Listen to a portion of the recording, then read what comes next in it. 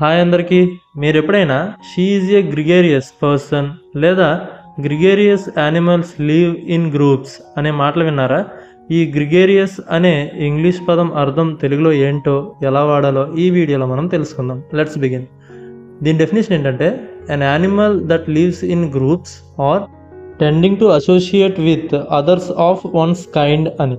అంటే ఇతరులతో కలిసి ఉండటం, సమూహ కార్యక్రమాలు, సంభాషణలు ఇష్టపడే వ్యక్తి లేదా జీవినే గ్రిగారియస్ అనే వర్డ్తో మనం చెప్పచ్చు. అంటే వీళ్ళు ఎక్కువగా జనాల మధ్యలో ఉండడానికి, వాళ్ళతో టైం స్పెండ్ చేయడానికి ఇష్టపడుతూ ఉంటారనమాట. సో అలాంటి వ్యక్తినే ఈ గ్రిగారియస్ అనే వర్డ్తో చెప్తుంటారు. దీనికి ఎగ్జాంపుల్ చూస్తే he is gregarious and loves attending parties. అంటే అతను సామాజికమైన వాడు, పార్టీలకు వెళ్ళడం ఇష్టపడతాడు అని అర్థం. వీడియో నచ్చితే లైక్ చేయండి. మరిన్ని వీడియోస్ కోసం ఛానల్ అయితే సబ్స్క్రైబ్ చేసుకోండి. Thanks for watching.